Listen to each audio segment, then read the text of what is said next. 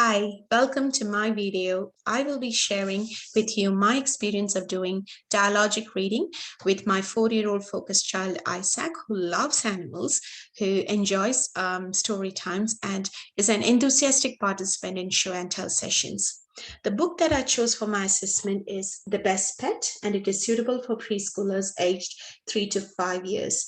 This contemporary realistic fictional story aligns with my focused child's interest.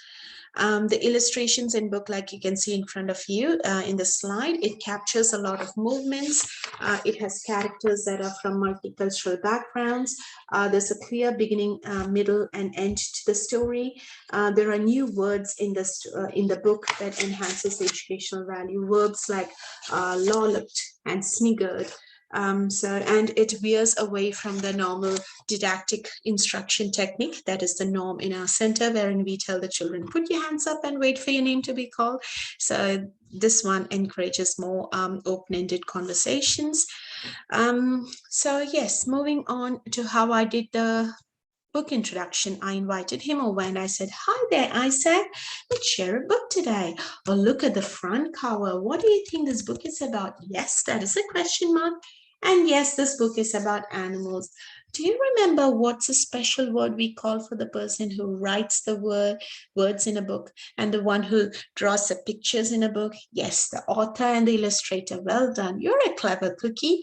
So the author of this book is Nigel Gray, and the illustrator is Shane Nagel. And the title of the book is The Best Pet. This book is about Herbert, a little boy. He goes to kindy just like you. You know how we have show and tell sessions here? Like that, Herbert's school was also having a special day. It was called Bring a Pet Day. But the problem is Herbert doesn't have a pet. What will he do? Let's find out. So the plot of the story reveals how Herbert's dad helps him out by dressing himself in a gorilla costume. So I've given a few examples here as to what we discussed while we were on this page, and Isaac's responses conveyed to me that he comprehended the story and he's very understanding of the emotions and the reactions that he could see as well.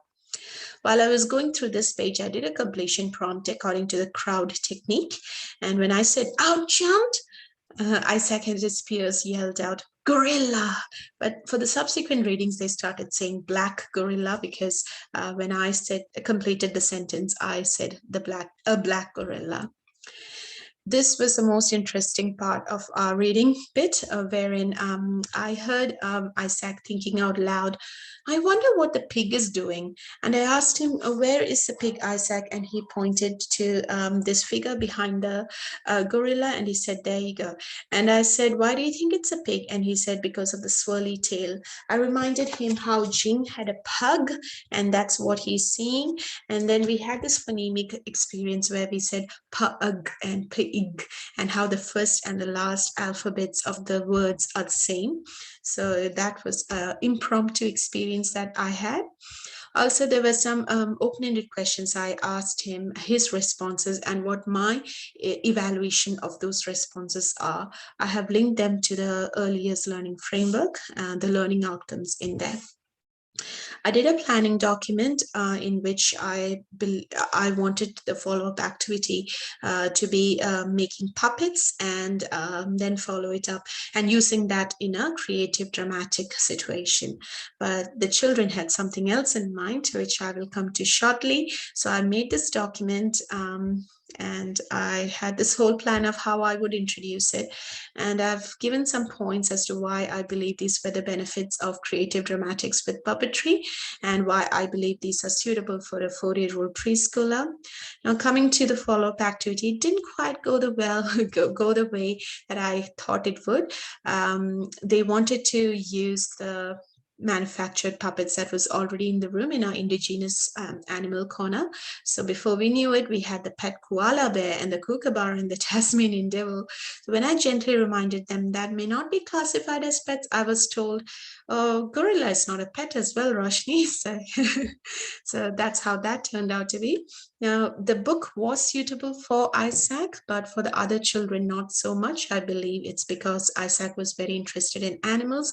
And the next time around, when I do this, I'll definitely make sure I employ literary devices like similes and metaphors and alliterations in the book, which will definitely enhance the experience for the children. Thank you for your time.